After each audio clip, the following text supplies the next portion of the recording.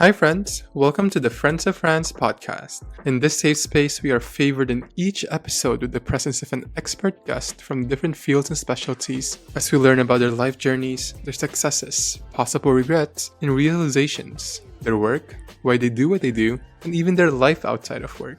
In here, we tear down common myths and misinformation with up-to-date, evidence-based science and data simplified for anyone to digest. We don't shy away from topics that can sometimes be polarizing or taboo. We normalize the humanization of healthcare and its workers, and we promote the importance of self-care and safeguarding your mental health. Please keep in mind that the conversations in this podcast are for educational and informational purposes only. They are not implied or intended to be a substitute for professional medical diagnosis, advice, or treatment. Please always seek the advice of your physician or other qualified healthcare providers regarding a medical condition.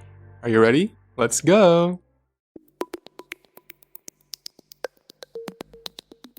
Hello! Hey, what's up, man? How are you? Thank you so much for joining me today on this lovely Friday afternoon. Yeah, thanks for having me. And if you could just first please introduce yourself to everybody. My name's Hamza. I am a dentist practicing in Austin, Texas. I moved here about a year and a half now, and I'm originally from Houston, but I was born in Africa. And I think you and I kind of connected on the whole mental health aspect of healthcare and how that's been a bit more focused on lately because of everything we've been through with COVID and stuff. So, I've been through a few things in my life recently that kind of made me a little bit more focused on that. And I've had incredible friends. Some of them are on here. So thanks for coming on, guys. But yeah, I think it's a really incredible kind of path we've gone through as healthcare providers, trying to focus more on that and bring more attention to that. And just to be on this kind of like medium to be able to talk about that stuff is really great too, because it further normalizes that whole stance on it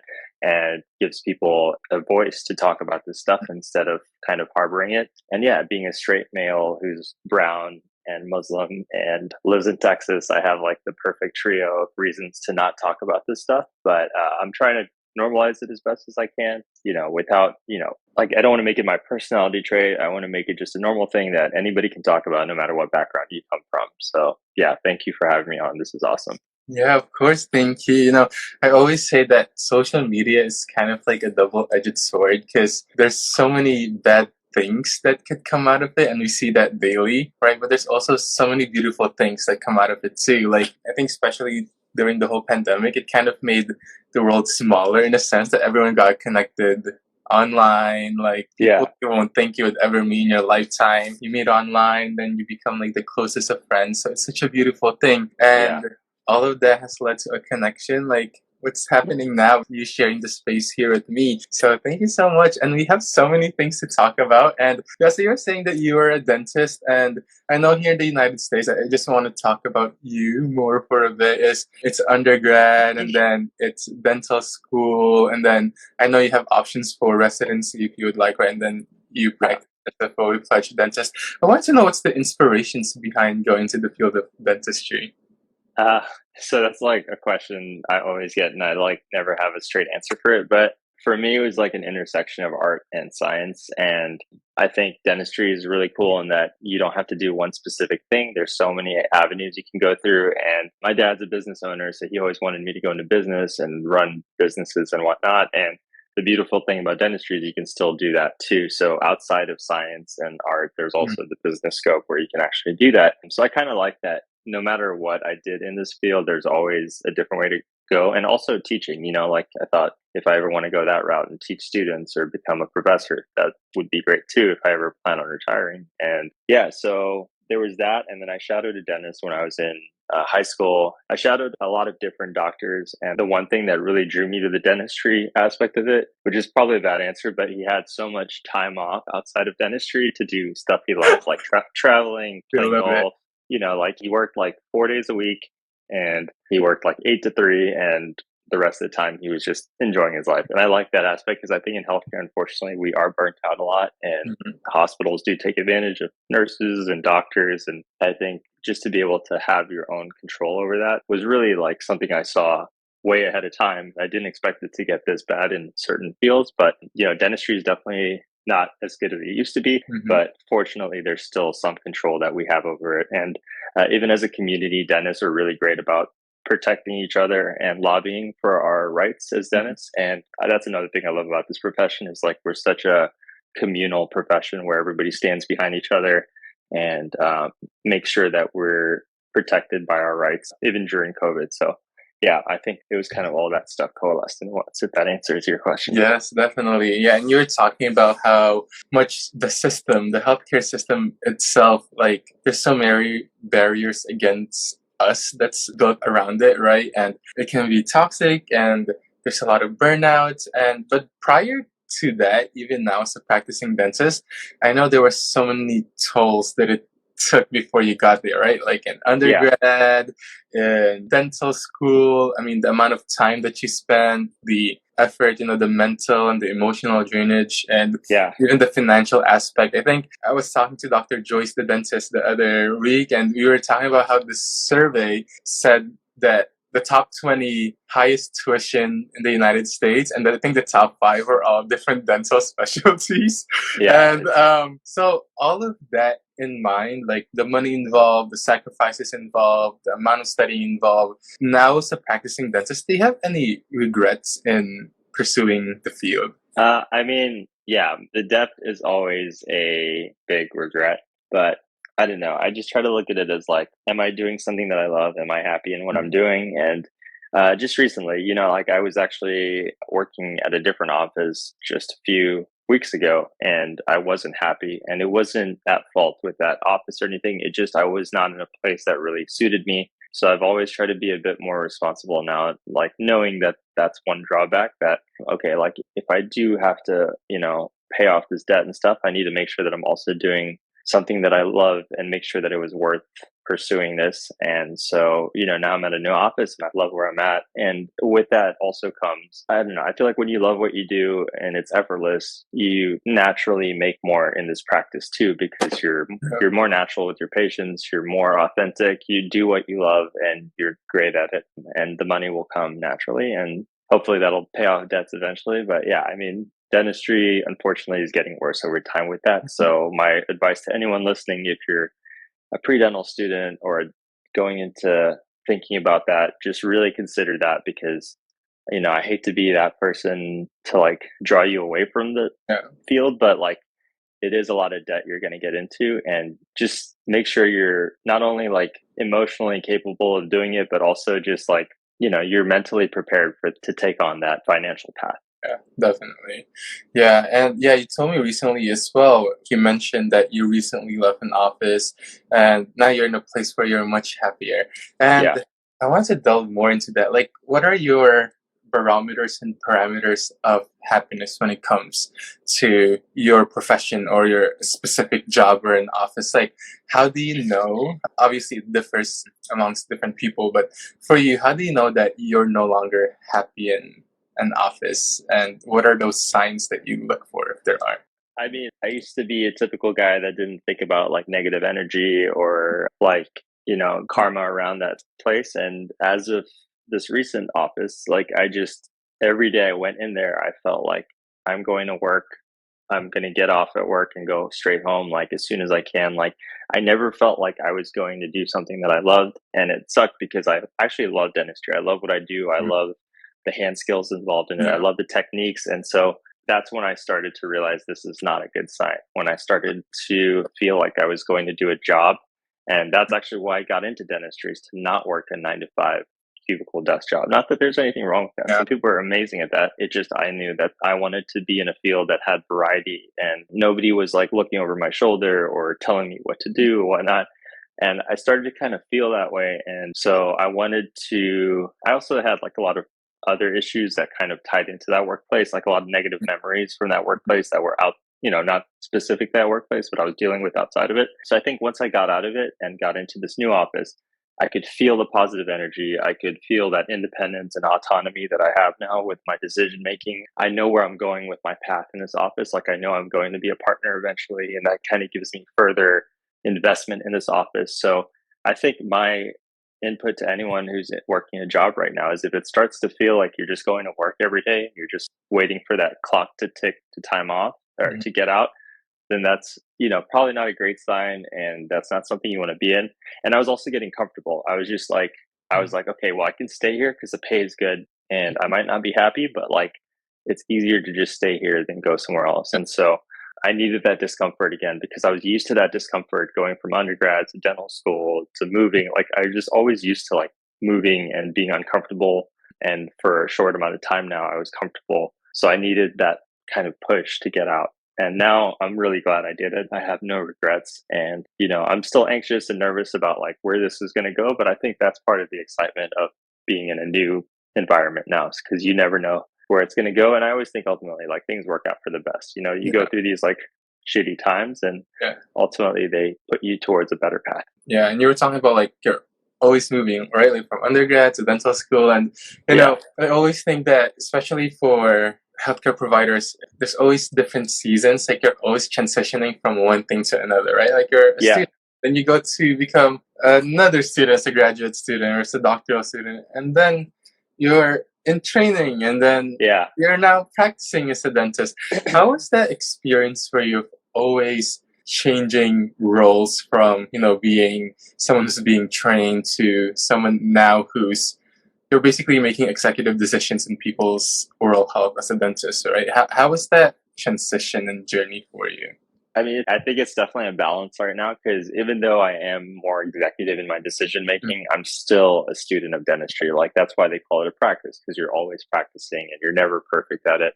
And even now at this office, like my dentist uses laser dentistry, which is like incredible. It's like this brand new technology in dentistry that maybe 2% of dentists are using in the world right now, which is, you know, like I never learned this in dental school. I don't know anything about it. And so I'm learning from the ground up right now. But it's exciting because it's like now I know that every day I go into the office, I'm going to learn something new and I'm not just doing the mundane tasks of fillings and extractions and whatnot. So I think like with that, I just have to strike a balance with always maintaining some sense of humility and realizing that like I don't know everything and I never will know everything. And even when I talk to you, you know, like I can learn so much from nursing and the healthcare environment. And Zai is one of my really good friends. And as a nurse, he's teaching me like a lot about like patient interactions and empathy and stuff like that. Because as you know, as a dentist, we work in a field where people are constantly anxious and nervous around us. And before I just got used to it, I was like, okay, this is just the standard. You just have to treat them and get them out as soon as you can. But now I'm trying to figure out better ways to not only treat them, but reverse their perspective of me and make feel more comfortable around me. And, you know, the dentist I'm with right now, he used to be a nurse before he was a dentist, which is incredible because he has this like this background in that aspect. And yesterday we had a patient who was super anxious and nervous. And he taught me that when you're done treating that patient, I want you to sit them down and say like, hey, you just came in and you faced one of your biggest fears and you got through that fear and overcame it. Like how incredible is that? Like now you can do that in the next aspect of your life. Anything you're fearful of, you can look at this moment and look that you approached something and you faced it head on without any hesitation. And like, I'm so proud of you. And that like made me like tear up in the moment because it's like, I've never thought about it like that. Like, you know, a patient's actually coming in there facing one of their largest fears. And the moment they're done, like it's a big thing for them. But for us, it's like, okay, the filling's done, like get out, next patient, right? But like in reality, that was like a big thing that they overcame. And I never thought about it that way because I'm terrified of like skydiving or wasps. So like that is almost, that's pretty much equal to what they're going through. And I never thought about it in that way. As someone with acne and blemish-prone skin, facial scarring and hyperpigmentation have always been my issues since high school. Acne has robbed me of my self-confidence throughout my schooling years, and having its visible reminders on my face to this day continues to do so. But I have found silver linings of hope having used Rescue MD's DNA Repair Complex Serum. Plastic surgeon developed, Rescue MD seeks to harness the powers of science and 2 decades of patient experience in providing a multi-benefit skin renewal serum that provides real results and improves the appearance of visible skin damage.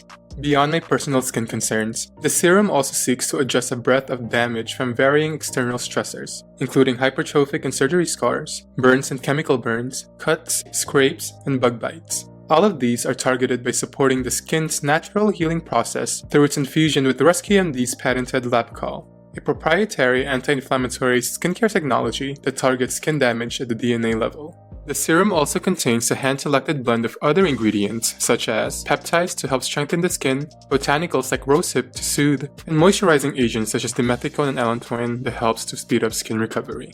The DNA Repair Complex serum has been my daily friend, and every day, I feel like I can take back what my scars have stolen from me. Definitely, each skin is different and results are not guaranteed, but I hope that you can find your silver lining too.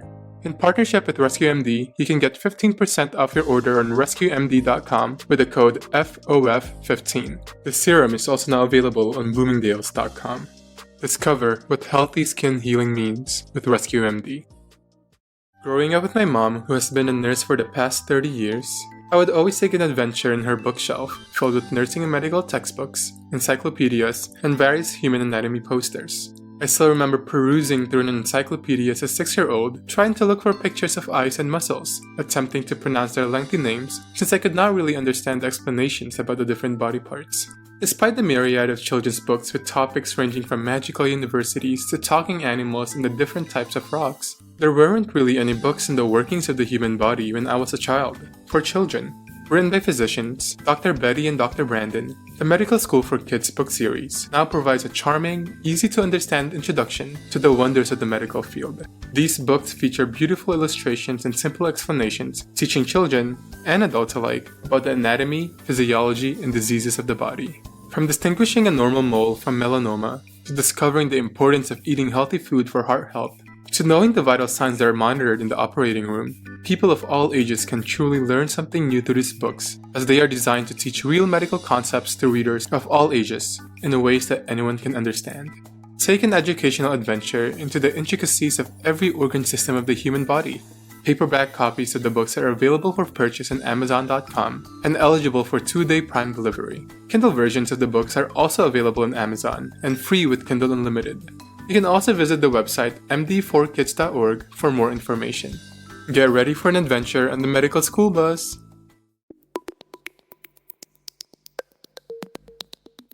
I had so many cavities as a kid, and I didn't even eat too many sweets when I was younger, and I'd always get cavities, and I forgot how many root canals I've had, but the dentist was really a source of anxiety for me, like growing up. And Yeah. so to be able to give that, that comfort is basically what we're trying to get is that, the field of dentistry is inherently so beautiful and it's so comforting and it's amazing. And I think it's just the systems behind it, right? Like the faculties behind it that may contribute to, the burnout or the threats to self-care and stuff like that. Given that the field is inherently beautiful, and I know you touched upon this earlier, was there still ever a time that you felt like you were going to leave the profession? Yeah, definitely at this last office. Like I straight up left and took 4 weeks. I had 4 weeks off between now and the next office, and I flew to see my sister in Europe. And yeah, I was there for that amount of time. And at one point, my sister was like, Berlin's like a 6-hour train ride from here. So I took that train ride and stayed in Berlin for 3 days. And I kind of just like stayed there alone, not only to like challenge myself to get back into solo traveling, but also to just like sit in my thoughts and think like, is this where I want to be for the next whatever? And yeah, I had a moment of thought, like maybe I'll just move to Europe and just because like, fuck the like political system here and how they're like fucking women's rights and doing all this stuff, and I did have this like brief moment of thinking that, but then I thought, like, I'm not going to let this one bad experience, just like my past relationship, ruin my chance at the next experience, right? And I kind of like didn't want to give that power to that experience. And so I was like, you know what? I'm going to go into this next office with like a clear peace of mind and just try to be open to anything. Like, even if it's just like completely refreshing my entire knowledge that I've learned in dentistry and starting fresh. And I did try to come back to America with an open mind, and it's been good so far. And I think I needed that break in between. So like for, again, anyone who's going through that, yeah, just take some time off if you can afford to travel and just kind of clear your mind. But I definitely think that that was the best thing I did, was like get out of the environment to kind of assess it and get a bigger, broader perspective of it before coming back into it. Yeah. It's like a refresh, like a restart, right? Like, yeah, it was like a little mini yeah. sabbatical, like a 4-week sabbatical I had to take. So yeah. And I know recently you also had like a dental mission outside of the country, right? Yeah. And I think experiences like that, right? Yeah, FIGS was incredible. They, had all expenses, like mission trip that we did. And that's another reason I love that company, is because like they support healthcare workers in that capacity. And also, in the sense that I was going through something personally. And when I went on this trip, it gave me even clearer perspective of like why I love this profession, and seeing like the patients there and being able to interact and treat them. And then also just seeing like people appreciate you as a dentist is great, because sometimes we take it for granted what we do. We just think we're going for a job. And then some patient will be like, you straight up changed how I interact with people. Now I can smile. Whereas before I wouldn't smile because I was scared of showing myself. And I don't think about that ever, because I'm just like, oh, I'm just going to go treat this like weird cavity in their face. But you don't realize that that's been there for like their last 12 years of their life or whatever. So like, again, like I constantly hype them up, but like, thank you FIGS for giving me that experience, because they also inspired me to love my profession again, indirectly. So yeah. Definitely. But I wanted to share also that I had a patient probably a few years ago where he was in clinic, and I forgot exactly. I think I was about to take the blood pressure, and the whole time they were talking to me about their medical history, they were just covering their mouth with their hand the whole time. And I was like, oh, is everything okay? Like, is there anything paining you? They're like, and they said, oh no, I haven't had teeth for the past couple of years, so I haven't had the ability to smile since then. So you have really good teeth, by the way. I was like staring at your teeth this whole time. But yeah, they're probably looking at your teeth and they're like, God, this guy with amazing teeth. Oh my gosh, I have a missing tooth because of a root canal, and then it's like the tooth got infected, and so that's why the dentist has always been my source of anxiety growing up. But I get it. I love dentists. It's true though. Like, people really lose a lot of confidence with their smile, and it's insane how something like that, especially in America. Like, I also realize in America, having good teeth has a huge impact on people's success in their life, like even as just professionals. And in Europe, I noticed it's not as big, but here it's like a bigger thing. So that was another reason I really found more value in it.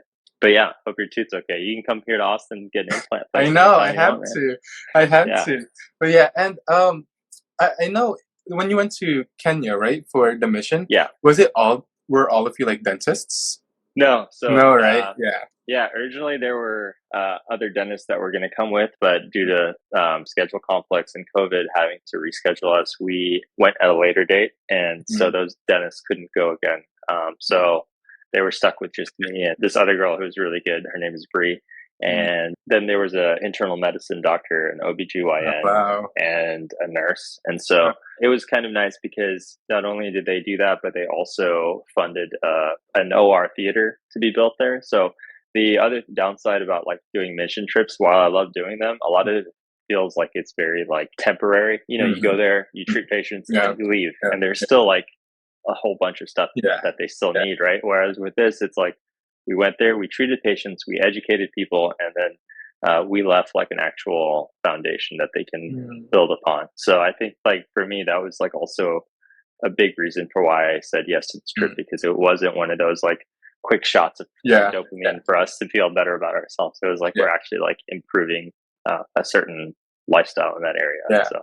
And I want to touch upon that because I think I saw your post, and I know that it wasn't like, it's not just dentists. I know it's also other healthcare workers from different teams, and I wanted to touch more upon that because I think we're at a time probably also exacerbated by social media, where there's so much vitriol and fighting amongst different faculties of healthcare, right? Like, I feel like every field is fighting each other in healthcare, and I wanted this talk to also be finding your identity within the healthcare sphere, where there's so many professions, right? There's so many careers in healthcare, and we see subreddits of people fighting each other. We see in Instagram comments or TikTok.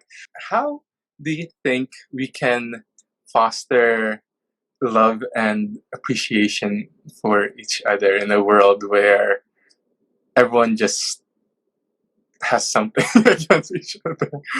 I don't know if I'm like any good spokesperson for that. I mean, I think like at the end of the day, we're all like fighting the same fight, right? Like we're dealing with like shitty government policies put against us. We're dealing with shitty insurance companies screwing us over. We're dealing with, patients that need help. So like we're all in the same boat. We're just, I don't know. I think the stress sometimes makes you turn against each other. And I think the system's built to make us turn against each other sometimes. Like the way they kind of design the system is to make healthcare providers blame each other instead of realizing what's actually the cause of the issue. Yeah. So I just try to look at it like that. There are times when I've probably been frustrated at professions in the past, but I think I've tried to like take a step back and be better about that. And always like see like, am I blaming somebody else for a real reason or something within me? Like, am I projecting stuff? And that applies to anything in life, right? Like, is it actually my ex's fault, or like am I projecting, like stuff like that? So yeah, in our profession, I think if we can all just kind of like breathe and take a step back and realize that like we're all just dealing with the same bullshit, just in a different capacity, it'll make a big difference. And I think it's better lately, like with mental health and what happened to that resident lately. I think it's bringing to light.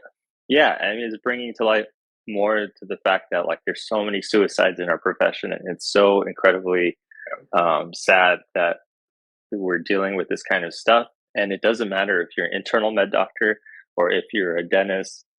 Like I know dentists that have committed suicide. I know dental students that have committed suicide. I know, OBGYNs, like it doesn't matter. We're all dealing with that. So hopefully, like, I hate to say, but I hope stuff like that drives people to be a bit more conscientious to not push people into that situation. Yeah, definitely. I want to talk about that too. Is like we were talking about the system against us and burnt out and exhaustion, and I know you're very big in mental health and self-care, and I think unfortunately it takes unfortunate events like this, right, to bring things to light. And wanted to know for you, like, why is mental health and self-care such an important thing for you? I mean, it's just something that I neglected most of my life. I didn't focus on it until literally last year. And I kind of skimmed through undergrad and dental school, all being stressful times. But I kind of just took that and just packed it away and was like, I'll deal with this later. Like, it's not a big deal. Let me focus on this exam coming up. And it wasn't until like, ironically, something completely unrelated, like a breakup last year, that was a tipping point for me, that I went into this really dark place. And I realized like it wasn't just that breakup. It was like culmination of like all this anxiety I built up from dental school and everything else.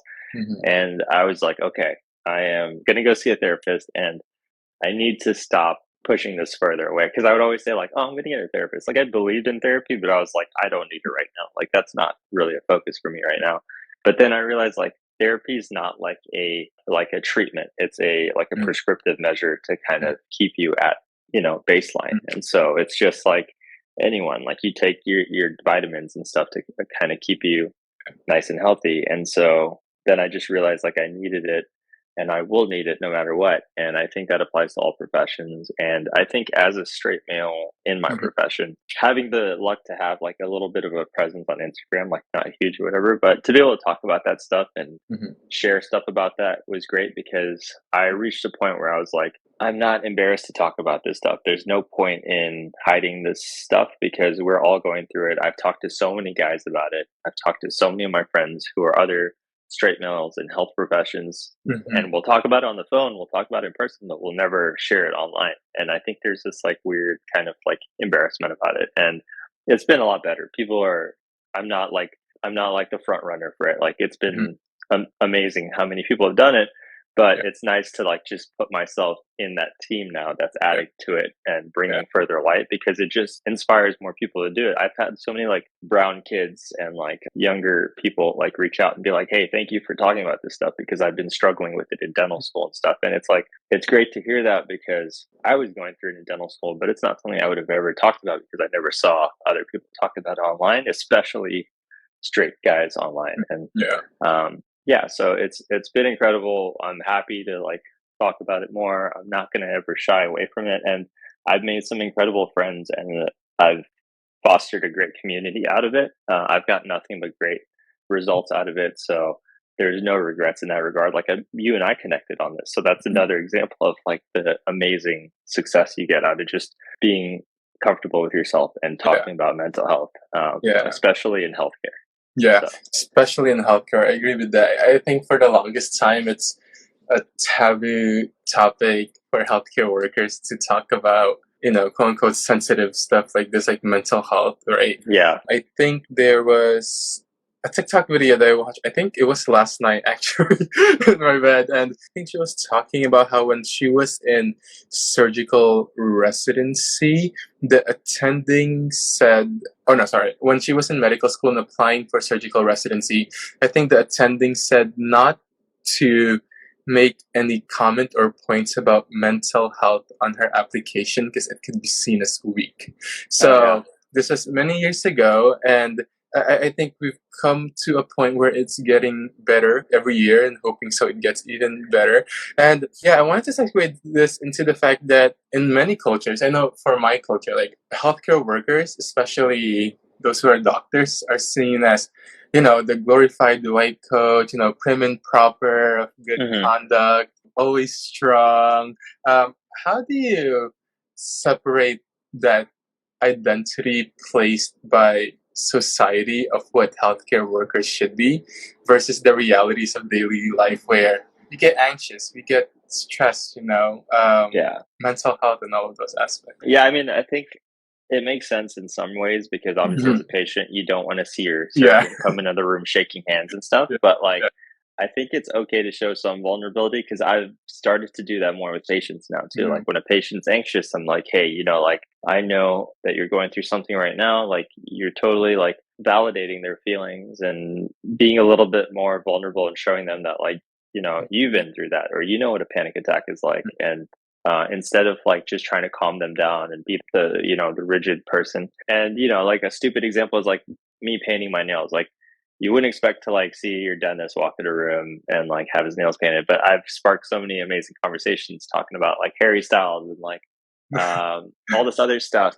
And it's cool because now people come and talk, like see me as a dentist and think like, oh, this is this cool dude that has similar music interests as me. And like we're into the same movies, we're into the same music. And it's like just trying to humanize yourself as a provider. And I think being this rigid person with no emotion and no feelings is like you're just removing yourself from the field of like human healthcare and being this like robot. And I as a patient don't like that. Like I want to be able to go see my doctor and be like, hey, did you watch like that Game of Thrones episode? Like like we can talk about things like that. And hopefully this part of healthcare is getting like slowly like wiped out, just like before. There was like in dental school there was like women were such a minority, but when I was in dental school, it was like 50-50. And I think that's incredible. So I think like there's a nice little sweep out of that old white man philosophy in healthcare. And I think it's being slowly replaced by women, gay rights. Like, there's so many things that are just being normalized now. And I just hope that we're further progressing along that line. Like I think COVID, like it sucked in some ways, but I think it also helped sweep out some of that bullshit in other ways.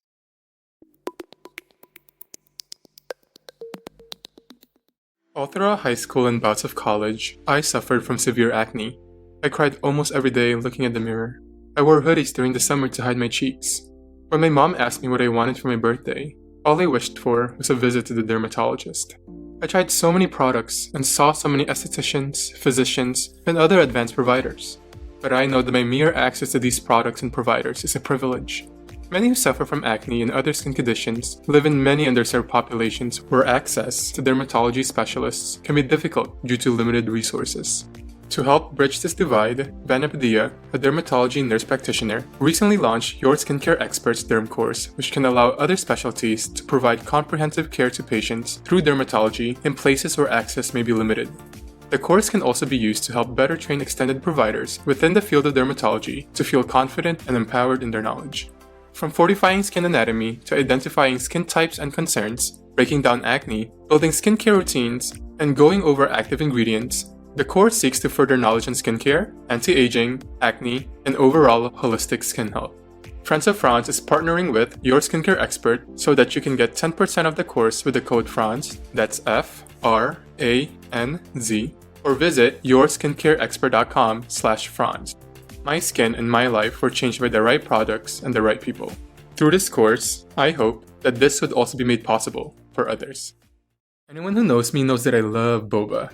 After a heavy dinner? No problem. I have a second stomach for boba, and sometimes even a third. But each cup of bubble tea is definitely a guilty pleasure, given that the average cafe-made milk tea has over 100 calories per serving, over 20 grams of high glycemic sugar, and is packed with artificial flavors. I am so glad that the guilty days are over with Twirl, the world's first canned, plant-based milk tea. With only 45 to 50 calories per serving, and containing 6 to 7 grams of sugar, and low glycemic sweeteners at that, goodbye to sugar crash, Twirl is made with pea milk, the most sustainable plant-based milk on the market, regenerating the soil where it comes from. This is thanks to the fact that fair trade and organic are the names of the game, as the teas are sourced from biodiverse family farms in China, Japan, and Taiwan that practice sustainable farming techniques. No artificial flavors are ever used. Choose from 3 antioxidant flavors of the chocolatey Taiwan-style black milk tea, floral jasmine, and nutty hojicha. Enjoy all of these flavors, each being nitro-infused that you can feel and hear their fresh, silky, and creamy texture with each pop of the can. Let's enjoy tasty, creamy, shelf-stable, and healthy milk tea together for 10% off using the code FRANZ10. That's FRANZ10. Now available on twirlmilktea.com or Amazon. Twirl around in its goodness. And I wanted to talk about the nails. So when you guessed it in the moment podcast by our dear friends, Jackie and Danielle, you were talking about how, you grew up with your sisters and your mom and how that shaped your worldviews. I was the same. I grew up with my cousins who were all girls. And from all of those worldviews that were, cultivated in you, how does that affect your insights now about the world? And especially in a world where historically things have been constructed in a binary spectrum, and if you fall anywhere in between that, it's kind of subject to discrimination and raising of eyebrows. And how do you find daily peace in that, knowing that you are a straight male and we have colorful nails here today? It's weird. I mean, I'm still working on that too, because there are times when I do feel self-conscious about it when I'm around older white professional dentists, maybe because I'm like, oh, they'll probably think I'm less professional or something. And that's my predisposed, antiquated thought process, because it's what I'm used to. And I'm trying to be better about that too. So I'm not perfect in that regard. Like, I do this because honestly, it's like, it's kind of therapeutic. Like, it's nice, like when I'm sometimes just doing it, just like watching TV, and it's a nice another way to express your personality. And it's just something that I enjoy doing, but it's in no way me being like, look at me, like I'm comfortable with my sexuality. More just like, I just realized I like doing it, and now it's like fun to do. And there's other aspects I think that like do need to be like eradicated. Like, only males can do this, only females can do this. But it's not something that's going to take time especially in healthcare. I think like just recently, like tattoos are normalized now. I remember there was a time when people were afraid to show their tattoos as nurses and whatnot. You'd have to wear sleeves, but now it's like more normal. So I think eventually, like, the whole like male female distinction will be eradicated and removed. But I don't know how long that's going to take. I think, it's like baby steps, especially with like what we're dealing with, everything right now. So we'll see. Yeah. And you also talked about how, you were an immigrant and you're a person of color, and you were also subject to racist experiences in the past. Yeah. What is, I guess, your biggest lessons about those hurtful experiences? And what do you think is your hope for those who are experiencing the same now, especially young children who probably just came into the country, experiencing this whole new world of, Again, in a weird way, like, I'm thankful I went through it, because it teaches us what is not right. It teaches us how you should never treat a human being. Yeah. It taught me like the feeling that I had internally from all that, like, because I was in school when 9/11 happened. I was there when I was literally in my class when the towers got hit and they found out who it was, and it was Muslims. And I remember like at one point I had gym after, and I went and sat in the bleachers because we were all being talked to, and I was separated from everyone else because like nobody wanted to sit with me, and I like kids were looking back at me and like almost like judging me as if I had like anything to do with it. And I remember that feeling because I did internalize it. I was like, fuck, like I don't even like know why my religion would do this or my culture would do this, and it like that sucks. Like I had nothing to do with it, but I remember that feeling, and I never want to make anyone feel that way. And that's something that we just learn, and we learn empathy, we learn respect, we realize that everybody's different. And I think the best thing I did was move to Austin, where there's such a diversity of people here that I was able to get out of that bubble. And I think kids moving here who have to deal with it, I hope that while it sucks in the moment, it further drives our nation to be better people, because we're going to eventually just be one melting pot. There's not going to be one exclusive race, because we're all just like mating and mixing. And so I hope that eventually, removes this whole concept of being pure and like, whatever. I mean, even here in New York, I mean, it's definitely a melting pot here. But I remember like during the start of COVID, we're hearing news of like China virus.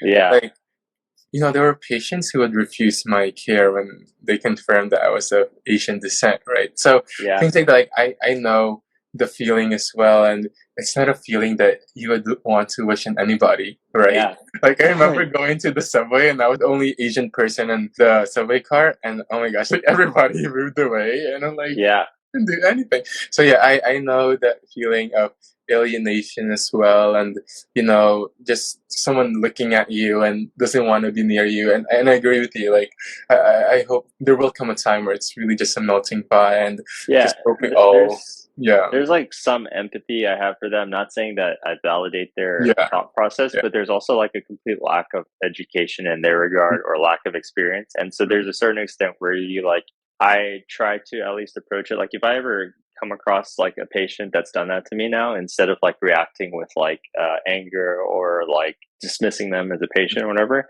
I try to like at least either reverse it if I can, or if I can't, then at least understand their perspective of why they think that way. Like I had one patient one time be like, oh, like what's your first name? Because they just had my last name, and I was like, oh, my first name's Mohammed. And they're like, well, it's a good thing you don't have that on your scrubs, because you might not get as many patients. And I was like, okay, like that's obviously not an appropriate thing to say. But then like I kind of like talked about her history and like where she's from and what she does, because she didn't mean it with like ill intent, but she just obviously grew up in that environment.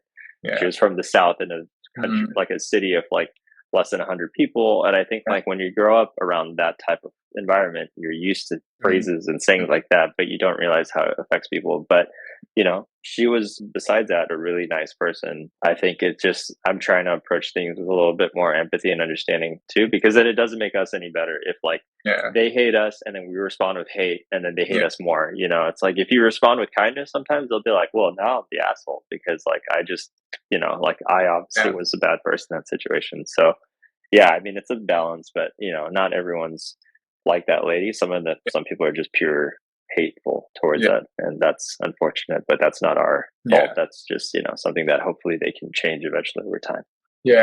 And through all of that, everything that we talked about, and talks about mental health and burnout and finding our identity both in healthcare and outside of it, though personal connection, especially with patients, can be so fun and be so fulfilling, it can also be so draining because you give yourself to them. Right?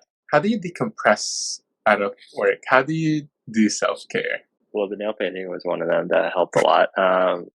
So now I understand why girls, because I remember my ex-girlfriend used to do it in the past, and I'm like, how do you like have the patience to do that? Now I realize. But I mean, working out, playing soccer, I love movies. I watch movies all the time. My best way to decompress is to just like shut down from the world, which I don't know if that's good or bad, but it's just like a way to kind of get away from like, because I'm naturally an introvert, and so it takes a lot for me to be in public spaces and put out that energy, because it takes a lot out of me. So whenever I get home, I just try to like remove myself from that space. And I mean, I've been into yoga a lot. Yoga as a dentist is incredible because our bodies are like just completely wrecked from it.